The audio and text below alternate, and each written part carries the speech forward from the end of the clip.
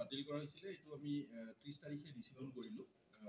Christmas তাৰিখে 9 বজাৰ পৰা অনুষ্ঠিত হ'ব আৰু আপোনালোকে নিশাই গম পাইছে যে আমি বিশেষ পৰিস্থিতিত পৰি পৰীক্ষাটো বাতিল কৰিবলগীয়া হৈছিল আৰু ইতিমধ্যে আমি এফআইআৰো আমি দাখিল কৰিলোঁ আৰু এই এফআইআৰৰ ওপৰত ইনভেষ্টিগেশ্যন ইতিমধ্যে আৰম্ভ হৈ গৈছে গতিকে আমি ভাবিছোঁ যে অচিৰেই যি এই দুষ্কাৰ্যত জড়িত হৈ আছে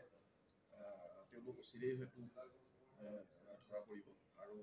প্ৰকৃত সত্যটো পোহৰলৈ আহিব কিহৰ প্ৰশ্নকাকত পঠিওৱা গোটেই কামটো এটা নিৰ্দিষ্ট প্ৰক্ৰিয়াৰে হয়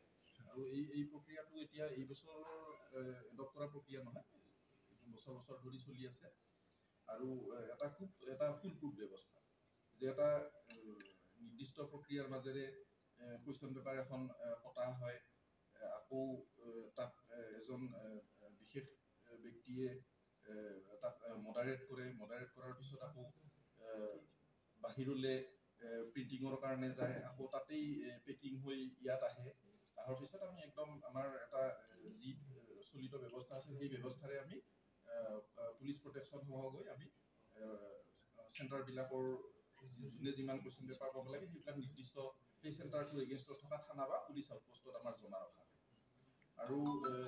এই প্ৰক্ৰিয়াটো জমা ৰখা প্ৰক্ৰিয়াটো হয়তো